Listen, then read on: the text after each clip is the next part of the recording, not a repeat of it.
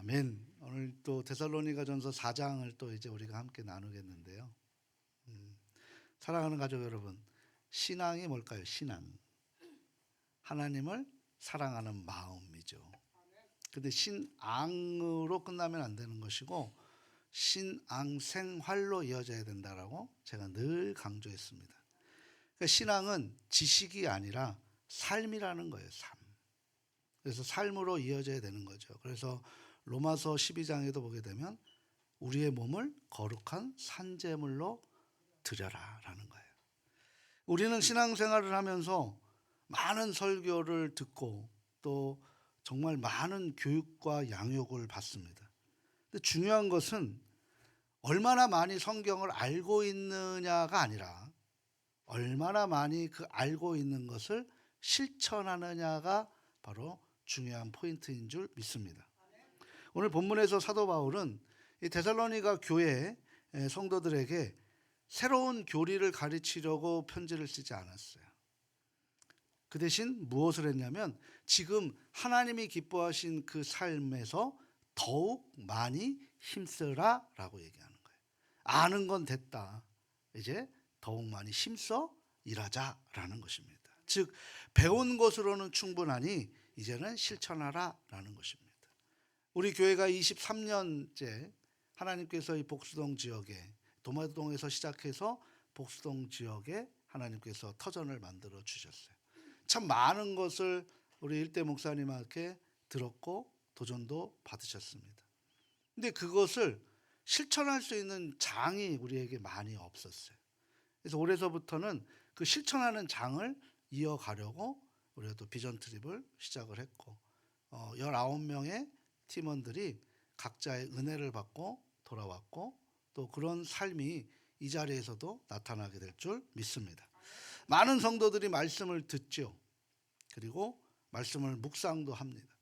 그리고 또 심지어는 연구하는 그런 직분자들도 있습니다. 그 열심은 내지만 중요한 것은 삶 속에서 그 하나님의 말씀을 머리로 아는 것은 분주한 발걸음으로 실천하는데 소극적인 것이 참 안타까운 현실입니다. 사실 이것이 바로 그렇다라는 거죠. 성경을 읽는 것과 성경대로 사는 것은 다르다는 거예요. 기도하는 것과 기도의 응답을 믿고 행동을 취하는 것은 다르다는 것이죠. 교회를 다니는 것과 교회에서 배운 말씀대로 살아가는 것이 다르다는 거예요. 오늘날 우리에게 가장 중요한 그 최대 관심사가 뭡니까? 바로 건강이죠. 건강. 웰빙이에요.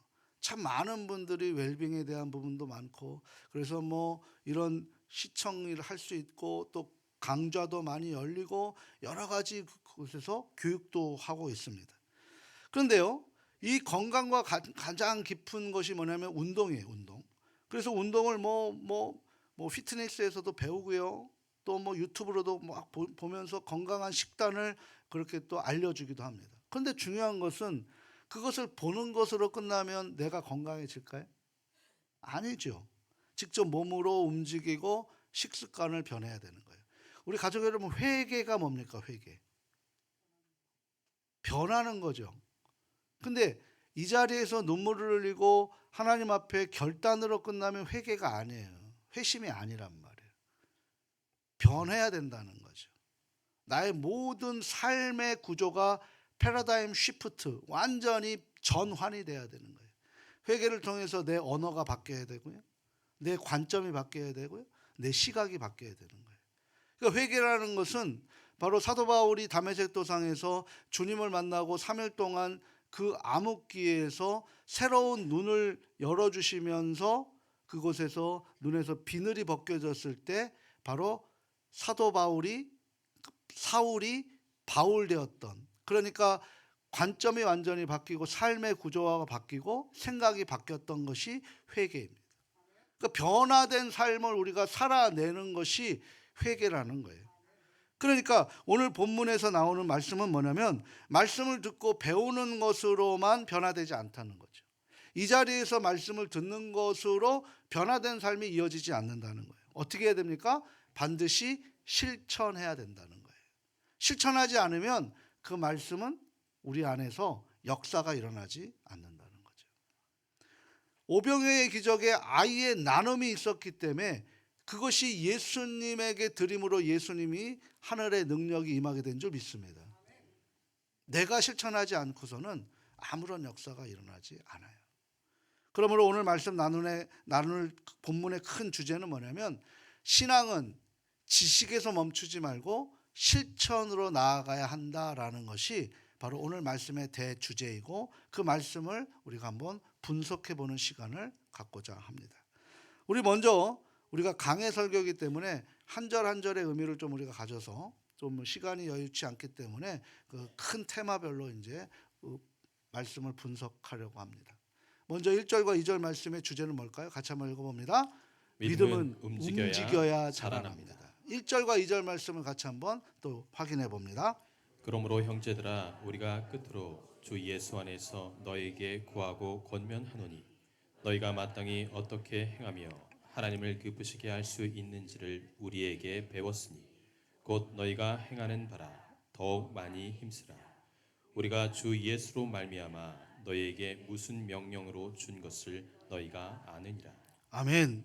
그러니까 이 말씀의 핵심의 내용은 뭐냐면 하나님의 도구로 쓰임받는 사도 바울은 데살로니가 교회 성도들에게 하나님이 기쁘시게 하는 방법을 가르치고 전했어요. 그러니까 이는 단순한 교리, 우리가 얘기하는 지식으로서가 아니라 실제적인 삶의 변화를 의미합니다. 너희가 행하는 바라 뭐예요? 지금까지 잘하고 있다. 그런데 뭐 하라는 거예요? 더욱 많이 힘쓰라라는 거죠. 그것으로 만족하지 말고 더욱 많이 힘쓰라라는 말씀을 통해서 성도들이 이미 하나님의 기쁘시게 하는 삶을 살고 있지만 여기에 멈추지 말고 더욱 성장하는 데 힘을 내라고 지금 독려하고 있는 그런 편지의 내용입니다. 그러니까 신앙은 정체되어 있지 않고 끊임없이 발전해야 가야 되는 거예요. 모세의 신앙 성장을 보십시오. 모세가 40년간 애굽에서 어떻게 보면 가장 높은 교육을 받았어요. 근데 거기에 머물지 않고 하나님께 쓰임받기 위해서 가장 낮은 자리에 이끌어서 40년 동안 또 광야의 그 여정에 그 훈련을 받았습니다. 그렇게 모든 것을 받고 나서야 그는 연단 후에 출애굽의 지도자로 사용하셨던 것이죠. 그러니까 이것을 우리에게 현대로 적용하게 되면 끊임없이 자기 개발이 필요하다는 거예요. 신앙도 마찬가지입니다. 기도도 마찬가지입니다. 직분이 점점 신앙생활이 많아지면 많아질수록 우리는 어떻게 되는지 아세요? 우리의 편견과 우리의 선입견과 우리의 판단이 앞서게 돼요. 그거 옛날에 다 해봤어. 옛날에 다 했고 그거 지금 안 돼. 라고 하는 그런 우리의 잘못된 선입견에 갇혀버릴 수밖에 없게 된다는 거예요. 많은 선수들이 성공을 위해 끊임없이 노력을 합니다. 만 시간이라는 것에 프로가 주어진 시간이 만 시간이 되게 되면 프로라는 그런 타이틀이 주어진대요. 자, 음악가들도 작은 실수를 하나 하지 않도록 반복해서 합니다. 우리 찬양대가 그 작은 실수 하나 더 잡기 위해서 정말 노력하고 우리 찬양단도 마찬가지로 연습하는 이유가 뭐예요? 그 작은 실수를 줄이기 위해서 우리가 그것에 익숙해 하기 위해서 우리의 몸의 신체 도식, 그러니까 우리 안에서 반응할 수 있도록 만들기 위해서 연습을 하는 거죠. 자, 그러면 여러분들에게 그리고 저에게 한번 물어봅니다. 신앙도 마찬가지죠. 이 말씀이 내 안에 반응할 수 있도록 나는 정말 10시간 이상 하나님과 함께 연습하고 동행하는 삶을 살아가고 있느냐? 기도하는 모습으로 살아가고 있느냐? 내 마음을 최소한 10시간 이상 하나님 앞에 올려드릴 수 있는 그런 훈련을 지금 하고 있느냐? 중요하다라는 것입니다. 기도와 말씀을 실천하고 지속적으로 성장해야 되는 거예요. 사랑하는 가족 여러분, 이 부분에 대해서 오늘날 적용점은 나는 신앙을 성장시키기 위해서 얼마나 노력을 하고 있느냐라는 거예요. 168시간의 이 1시간을 통해서 168시간을 나는 하나님 앞에 다 드렸다라고 우리 스스로가 합리화시키고 있지는 않느냐라는 것이죠. 그리고 내가 더욱 힘써야 할 부분이 무엇인가? 내가 부족한 부분이 있는데 그 부분을 어떻게 극복해 나가야 될 것이냐? 내가 예수님을 믿으면서 하나님 나라를 믿으면서 염려, 근심, 걱정에 쌓여 있다라고 하면 그것을 어떻게 돌파할 수 있는지, 그렇게 내 입에서 불평이 나오고 내 입에서 다른 사람을 그렇게 이간하는 말이 나오게 될 때 나는 그것을 어떻게 돌파해야 되는지 우리가 훈련하고 있느냐라는 거죠. 저와 여러분은 이 세상에 예수님을 믿는 프로입니다. 프로로서의 역할을 우리가 감당하느냐라는 것을 한번 봐야 된다는 거예요. 두 번째, 우리 3절에서 8절의 주제가 뭘까요? 같이 한번 또 읽어봅니다. 거룩한 삶, 하나님께서 원하시는 모습입니다. 우리 3절 말씀을 대표로 한번 읽어볼게요. 하나님의 뜻은 이것이니 너희의 거룩함이라 곧 음란을 버리고. 아멘. 그러니까 하나님께서 우리에게 바라시는 게 뭘까요? 단순한 윤리적인 삶이 아니라 거룩한 삶이라는 거예요. 거룩한 삶. 거룩한 삶이 뭡니까? 구별된 모습이라는 거예요. 내가 그리스도인입니다라고 우리 스스로가 밝히는 것이 아니라 저 사람은 교회 다니는 사람이구나. 저 사람은 예수를 믿는 사람이구나. 그리스도인의 명칭을 누가 사용했어요? 그리스도인 자체들이 사용하지 않았어요. 저 사람은 예수에 미친 사람들이라고, 그리스도인이라고 세상 사람들이 그 사람들에게 조롱하는 마음으로 시작된 게 그리스도인이라는 정체성입니다. 저 여러분 세상 속에서 나 그리스도인입니다라고 밝히기 전에 예수 믿습니까? 라고 세상 사람들이 인정하는 삶을 살아가고 있습니까? 그것을 이야기하고 있는 거예요. 거룩함을 너희가 거룩함이라. 이게 하나님의 뜻이라는 것이죠. 여기서 음란을 버리라는 것은 단순한 우리의 육적인 순결을 이야기하는 것보다 넘어서 영적인 순결을 이야기하는 거예요. 요셉의 거룩한 선택을 한번 우리가 생각해 볼 수 있습니다. 창세기 39장에서 보게 되면 보디발의 아내가 요셉을 너무나 마음에 품고 끊임없이 요셉의 유혹을 합니다. 근데 그는 어떻게 됐습니까? 끝끝내 거절하고 감옥행을, 죽음의 행을 처했던 거죠. 그러면서 요셉이 말했어요. 내가 어찌 이 큰 악을 행하여 하나님 앞에 죄를 지으리까. 저와 여러분은 하나님의 뜻을 실현하는 도구인 줄 믿습니다. 우리가 죄를 지면 그 자리는 망하는 자리, 그 자리는 멸망의 자리로 바뀌는 거예요. 하나님이 기뻐하지 않는 자리로 바뀌어버린다는 사실을 우리가 잊지 마시기 바랍니다. 정결, 거룩함, 즉 구별된 삶을 하나님이 보시고 하나님은 그 아이를, 그 청년을 애굽의 총리로, 그리고 출애굽의 그 민족을 이루는 도구로 사용된 것처럼 우리도 하나님 앞에 기쁨이 되는 도구로 사용되어지는 그런 예언교회가 될 수 있기를 소망합니다. 참 거룩함을 지키기 어려운 시대를 살아가고 있어요. 요즘 시대를 세대를 분류하게 되면 베이비, 우리 교회 안에 베이비붐 세대, 밀레니엄 세대, 제네럴 세대, 알파 세대, 많은 사람들이 같이 함께 했어요. 요즘은 잘파 세대라고도 얘기하는데 이 세대들은 굉장히 많은 미디어와 이런 곳에 노출이 되어 있습니다. 구별되지 않아요.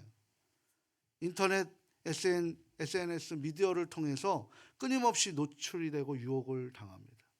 이 정도면 괜찮지 않는가라고 타협이 바로 이 거룩함을 무너뜨리는 거예요. 하지만 하나님께서 원하시는 삶은 거룩함을 지키는 삶이라는 거죠.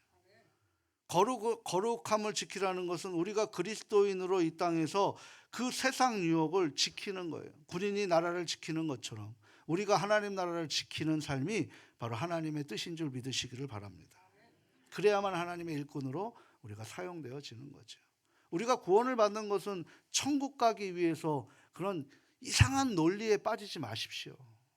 그게 바로 영지주의적 그런 세계관이에요. 천국 가기 위해서 예수 믿습니까? 그런 논리에 빠지지 마세요. 하나님 나라를 이 땅에서 확장시키고 하나님의 뜻을 실현하기 위해서 하나님이 우리에게 찾아와 주셔서 우리가 그 일꾼으로 세워지는 그 기회를 우리에게 주신 거예요. 그래서 438장 내 영혼이 은총 입어 내가 어느 곳에 있든지 하나님 나라를 확장하는 거죠. 그렇게 살아갈 때 하나님은 우리를 천국을 보장해 주시는 것입니다. 자꾸 이상한 논리를 가지고 우리가 영지주의적 그런 이 세상의 그런 세계관에 빠지지 않기를 바랍니다. 그러므로 구원을 선물로 받은 이 세상에 구별된 우리는 세상의 유혹을 이겨야 되는 거예요. 거룩함을 지켜야 되는 것입니다. 그래서 필연적으로 하나님 앞에 쓰임받는 것이 바로 우리가 해야 될 일이고 하나님의 뜻이라는 사실을 날마다 점검할 수 있기를 소망합니다. 9절과 10절에 또 어떤 의미로 우리에게 다가올까요? 주제 같이 한번 봅니다. 사랑은 말이 아니라 행동입니다. 명사가 아니라 동사라는 거예요. 사랑하다가 중요한 거지 사랑 자체가 중요한 것이 아니에요. 우리 9절과 10절 말씀 같이 한번 읽어보도록 합니다. 형제 사랑에 관하여는 너희에게 쓸 것이 없음은 너희들 자신이 하나님의 가르치심을 받아 서로 사랑함이라. 너희가 온 마게도냐 모든 형제에 대하여 과연 이것을 행하도다. 형제들아 권하노니 더욱 그렇게 행하고. 아멘. 또 더욱 그렇게 행하라고 지금 사도 바울은 하나님의 뜻을 전하고 있습니다. 사도 바울은 데살로니가 교회 성도들에게 형제의 사랑에 관하여서는 너희에게 쓸 것이 없다. 이건 뭔 얘기예요? 정말 잘하고 있구나. 그 사랑을 잘하고 있구나. 그렇게 사랑을 잘하니 믿음의 본이 되어서 날마다 그 교회가 부흥할까요? 안 할까요? 부흥할 수밖에 없어요. 사도행전 2장의 근거에 보게 되면 전도는 우리가 하는 것이 아니라 우리가 이 형제의 사랑에 서로 이 공간을 잘 우리가 준비하고 있으면 이 공간에 아픈 사람, 힘든 사람, 어려운 사람, 그리고 그 상처가 많은 사람들을 보내서 그들에게 예수를 만날 수 있도록 우리에게 날마다 그 수를 더하게 하시는 거예요. 그러니까 교회가 부흥하는 교회는 어떤 교회일까요? 전도가 살아나는 교회일 수밖에 없어요. 왜 살아납니까? 교회가 행복한 모습을 갖출 때 하나님이 이곳에 영혼들을 보낼까요? 안 보낼까요? 보내십니다. 그럼 우리 교회는 전도가 살아나는 교회일까요? 아닐까요? 확신이 없으세요? 전도가 살아나는 교회인 줄 믿습니다. 그러기 위해서 우리는 무엇을 해야 돼요? 서로 사랑하시면 되는 거예요. 이 사랑을 하면 믿음의 본으로 이 대전 지역의 가장 행복한 교회로 소문이 날 것인 줄 믿습니다. 수많은 영혼을 보낼 때 자격이 돼서 받는 거예요. 지금 그 얘기를 하고 있는 거예요. 형제 사랑에 관해서 너희에게 할 얘기가 없다. 그런데 뭐라고 얘기하는 것입니까? 10절에 더욱 그렇게 행하고라는 것을 덧붙이고 있는 것이죠. 이는 사랑을 한번 실천하는 것으로 끝나는 것이 아니라 더욱 발전해서 확대되어야 될 줄 믿습니다. 신앙의 핵심은 멈춰 있는 것이 아니라 계속 움직이는 거예요. 역동적인 거예요. 그래서 우리의 그 고정적인 슬로건이 뭡니까? 역동적인 교회라는 거죠. 역동적인 교회. 말씀이 흥왕하는 교회. 사랑이 흘러 넘치는 교회. 역동적인 것입니다. 그 단어 하나에 바로 서 있는 어떤 정제된 모습이 아니라 계속 움직이고 있는 그런 모습으로 교회가 세상 속에 비춰져야 된다는 거예요. 신앙의 핵심은 바로 그런 거죠. 이번 필리핀 선교 여행 1기 팀은 선교 현장에 가서 참 많은 것을 배웠어요. 보았어요. 느꼈어요. 참 우리가 뭘 많이 가져가서 그들에게 전해주고 와야지라는 그런 모습이 그 현장에 가서 다 잊어버리고 오히려 전한 것보다 받은 것이 더 많다라고 그렇게 피드백을 했습니다. 그리고 이 선교팀이 굉장히 어려운 선교팀이에요. 거기 이제 디렉터 되시는 선교사님이 굉장히 어려웠던 팀이다. 왜? 70대부터 10대까지. 어디에 포커스를 맞춰야 될지 모르기 때문에 선교 현장을 가기도 굉장히 어려웠던 거죠. 그래서 이제 우리 2기 때부터는 이제 포인트를 맞추려고 해요. 왜? 1기로 끝나야 됩니까? 그렇죠? 1기로 끝나야 돼요? 계속 실천돼야 되는 거 아니겠습니까? 오늘 말씀이 바로 그런 거잖아요. 우리 교회가 흥원하기 위해서는 계속 그래야 되는 거죠. 근데 이 다양한 연령층과 나눈 공통점이 뭐냐면 성도는 서로 사랑을 나누며 실천하며 살아가는 삶이 가장 행복하다라는 것으로 느꼈다는 거죠. 이 실천은 일회성으로 끝나는 것이 아니라 연속성을 가지고 더욱 사랑의 실천을 확대하는 것입니다. 제가 오늘 오후 예배 때 그 이 길을 제가 이제 발표할 것입니다. 이 길은 이런 팀이 될 것입니다 라고 발표해서 1년 동안 준비해서 그리고 또다시 사랑을 실천하는 일에 우리가 나아가려고 합니다. 하나님의 사랑을 나누는 것은 해도 되고 안 해도 되는 선택이 아니라 사명이라는 사실을 잊지 마시기를 바랍니다. 그래서인지 형제 사랑은 단순히 감정이 아니라 하나님께서 직접 가르쳐 주신 것이고 예수님의 가르침을 통해 삶이 본보기로 보여주시는 거예요. 요한일서 4장 7절 말씀 우리 같이 한번 읽어보도록 합니다. 사랑하는 자들아 우리가 서로 사랑하자. 사랑은 하나님께 속한 것이니 사랑하는 자마다 하나님으로부터 나서 하나님을 알고. 아멘. 사랑하는 가족 여러분, 지금이 바로 사랑을 실천할 때인 줄 믿습니다. 이 말씀에 힘입어서 형제 사랑을 더욱 많이 실천할 때 하나님 우리에게 10,000배, 1,000,000배, 몇억 배를 하나님이 우리에게 더 부어주실 줄 믿습니다. 교회와 이웃을 위해 더 큰 사랑을 나누시길 바랍니다. 올해서부터 우리는 이제 실천할 교회로 만들어 갈 거예요. 하나님의 사랑을 본받아 조건 없이 사랑하십시오.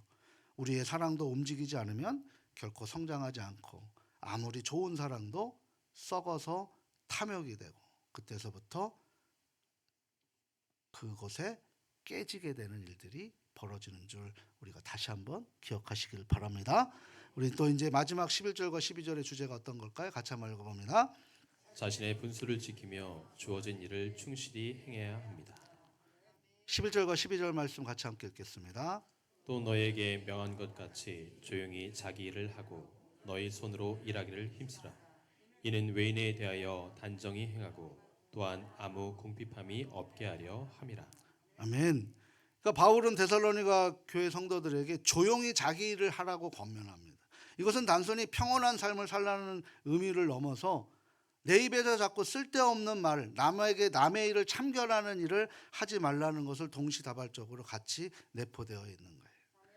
당시 데살로니가 교회는 불필요한 논쟁과 소란을 일으키는 사람들이 있었습니다. 그러니까 교회는 소란이 있는 것이 아니라 세상 것을 가지고 들어와서 소란을 일으키는 것이 아니라 교회는 어떻게 하면 하나님이 기쁘시게 하는 삶을 살아갈 것인가, 우리가 어떻게 하면 하나님 앞에 합당한 그리스도인으로 살아갈 것인가를 연구해야 되는 거예요. 그러니까 바울은 신앙인이 세상의 갈등과 불필요한 싸움에 휩싸이지 않고 차분하고 경건한 삶을 살아가라고 겸면하고 있는 것이죠. 이는 겸손과 절제의 삶을 의미하면서 소란스럽게 자기 주장을 내세우거나 불필요한 말다툼을 피해야 한다는 뜻입니다. 잠언서에도 이런 말씀을 하고 계시는데요. 17장 27과 28절 말씀 함께 또 확인합니다. 말을 아끼는 자는 지식이 있고 성품이 냉철한 자는 명철하니라. 미련한 자라도 잠잠하면 지혜로운 자로 여겨지고 그의 입술을 닫으면 슬기로운 자로 여겨지느니라. 아멘. 자, 이 말씀을 대하는 마음으로 생각해 보면 한번 스스로를 한번 성찰해 보시기 바랍니다. 나는 말이 많은 사람인가? 나는 차분한 사람인가? 나는 거죠. 그리고 쓸데없는 다툼에 휩싸이지 않고 조용히 신앙을 유지하면서 날마다 체크하는 영적 습관이 필요하다는 거예요. 또 하나의 생각해 볼 명령은 너희 손으로 일하기를 힘쓰라라고 바울은 또다시 하나님의 마음을 전달하고 있습니다. 이는 당시 교회 내에 노동을 기피하거나 다른 사람들의 도움에 의존하려는 일부 성도들의 경향이 있어요. 극단적인 종말론자들이죠. 집 팔고 땅 팔고 뭐 팔고 다 팔아서 주님 바라보라. 그러면서 자기 집은 안 파는 목사들이 있잖아요. 이단이에요. 자기 걸 안 팔아요. 바울은 노동을 단순한 생계수단이 아니라 하나님의 뜻을 이루는 과정으로 보았습니다. 그래서 성경은 게으름을 경고하면서 부지런함을 강조하는 잠언 6장 6절의 말씀도 우리가 날마다 마음속에 새겨야 돼요. 같이 한번 읽어봅니다. 게으른 자여 겜에게 가서 그가 하는 것을 보고 지혜를 얻으라. 아멘. 그러니까 바울은 성도들에게 세상 사람들에게 모범이 되는 삶을 살아야 한다라고 강조하고 있죠. 당시 초대교회는 이교도들로부터 감시와 비판을 받았어요. 그러니까 바울 시대에서부터 그 바울 시대 이전에도 예수님이 핍박을 받았던 시대이고 유대인들에게 30년의 핍박을 받고 있다가 AD 64년 로마의 대화재로 인해서 로마인들에게 본격적으로 250년간, 그래서 약 300년이 넘도록 핍박을 받았지만, 그래도 그들이 카타콤 그렇게 숨어서 살면서도 그 믿음을 지켜서 결국은 로마가 십자가 앞에 무너지게 된 거죠. 나중에 그 십자가 앞에 무너진 로마가 변질되었던 것이 바로 카톨릭의 모습이었긴 하지만요. 그런 거예요. 그러니까 교회가 바르게 살아가지 않으면 외부인들의 복음을 조롱할 위험이 있었던 거예요. 그러니까 우리가 나의 삶을 믿지 않는 사람들에게 좋은 본이 되는지 날마다 점검해야 되는 거죠. 내가 진짜 밖에서 예수를 믿는 사람으로 살아가고 있는가, 아니면 나는 동시에 예수님을 믿지 않는 사람과 세상 사람과 똑같이 세상 것 때문에 싸우고 세상 것 때문에 취하려고 하고 있는 것은 아닌가 점검해 보셔야 된다는 거예요. 또한 마지막으로 표현이 뭡니까? 아무 궁핍함이 없게 하려 함이라는 거예요. 성도의 궁핍함을 빠지지 않도록 주의하라는 거죠. 신앙인들은 타인의 도움만을 기다리는 삶이 아니에요. 우리 20년 동안 서로 의지하면서 살았어요. 일대 목사님한테 의지하면서 살았어요. 저는 의지하라고 하지 않아요. 이제 우리가 그 의지하는 대상이 되자라는 거예요. 우리가 의지를, 사랑을 나눠주는 대상이 되자는 거예요. 날마다 하나님 나 힘들어요, 아파요, 슬퍼요 끝나는 것이 아니라 이제 내가 그 사랑에 의지하는 대상이 되어서 그 사랑을 실천하는 놀라운 역사가 우리에게 있어야 되지 않겠습니까? 역사를 써내려가는 장본인이 되셔야 되지 않겠습니까? 그런 삶으로 우리가 신앙을 발전해 나가자라는 거죠. 신앙의 공동체를 유지하는 것이 정말 중요합니다. 그래서 바울은 이 후서, 데살로니가 후서 3장 10절에서 이렇게 그들에게 권면을 합니다. 같이 한번 읽어봅니다. 우리가 너희와 함께 있을 때에도 너희에게 명하기를 누구든지 일하기 싫어하거든 먹지도 말게 하라 하였더니. 아멘.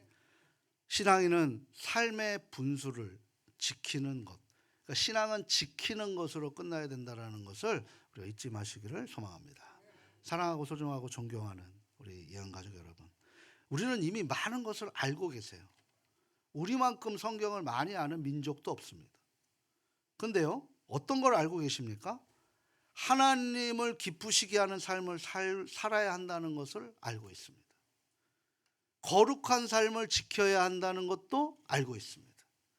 형제를 사랑해야 한다는 것도 알고 있습니다. 세상 속에서 정직하고 성실하게 행해야 한다는 것도 알고 있습니다. 그 문제는 뭘까? 실천을 하기가 힘들다는 거예요.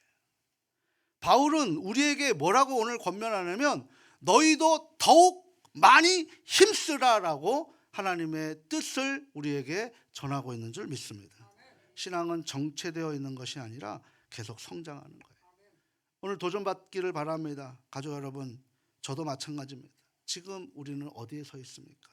신앙을 배우는 단계에 머물러 있으십니까?